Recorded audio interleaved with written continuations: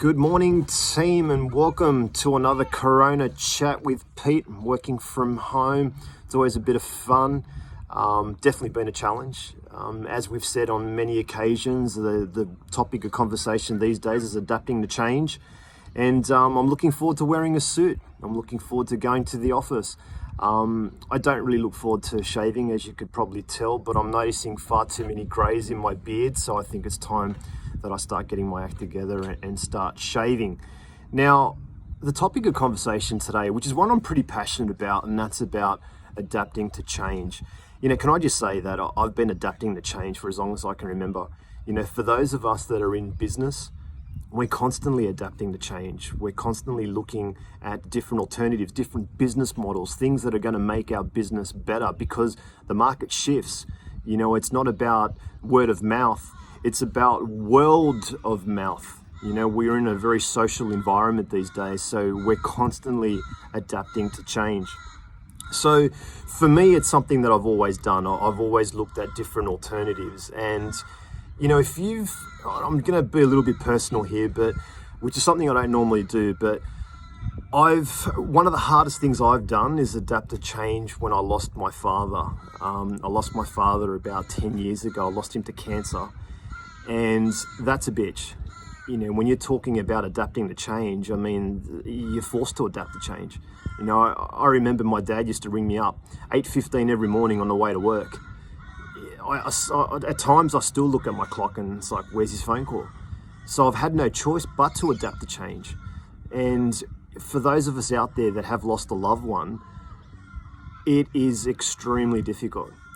So this is what we're going through right now. It's just part of life. It's just part of society. It's the world that we live in. There's going to be another virus, Ebola, SARS, and multiple other viruses that have been out there previously. It's only a matter of time. But what do we do to be able to counteract that? And what do we do in business to be able to counteract the other influencing factors that are within the economy that could enable us to counteract certain difficulties within the marketplace? Now, you've always got to think about how we can adapt to change. Now, my father managed shopping centres, and one of the shopping centres that he was at, that he was sort of most proud of, was actually Maryland, Stocklands. And I remember when they were going through that extension, this is probably about 12, 13 years ago now, but he was showing me a virtual map, and you click on the button here, it tells you where you are and it tells you where you need to go. And that's a bit like life. It's a bit like society now. Like if we don't have a map, if we don't have a plan, we don't know where we're moving to. Mind you, my wife loves that map because, she could work out which shopping centre she wants to go to, and when she's at the shopping centre, she can work out where the shops that she wants to go to and spend money faster. So that's really, really good.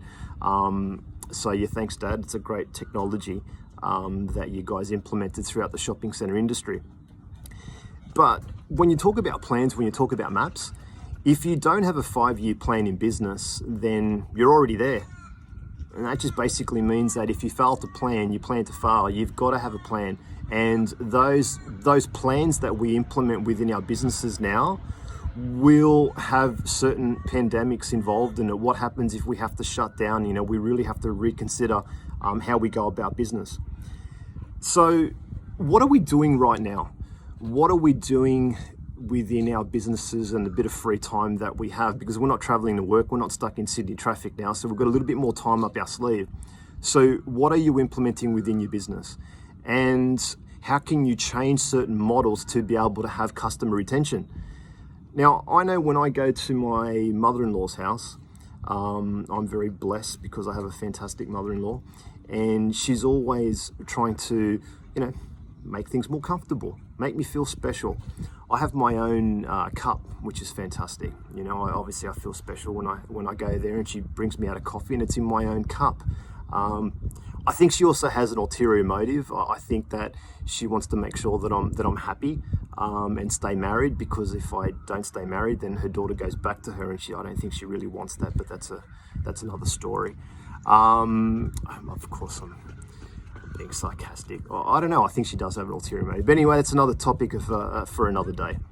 But when I go there, as mentioned, I have my own cup, And that is about making people feel special. So if you're a coffee shop and you're struggling at the moment, you know what, is there certain things that you can implement that enables you to make your customers feel special? I mean, can you have a cup with their name on it, and every time they come, here's your cup, Pete, there you go, it's got your name on it. You know, is that going to build loyalty rather than some stupid membership card? I know the membership cards are great, but at the end of the day, I mean, I've got a collection of them in my wallet. I hardly know which ones that I have. But how do you keep customers? How do you keep customers for longer? What can you put into your business that's going to help you gain customers and also customer retention? Because people feel indebted to you if you do something nice. If you have a particular process or a system that makes people feel welcome within your business, like a handwritten note, for example. I mean, something that we still do now, like every time there's a settlement, we send out a thank you note, or if we have a meeting, we send out a thank you note. Like the art of a handwritten note has been lost because, you know, we're constantly sending out emails. It's not very personal. You've got to make customers feel special.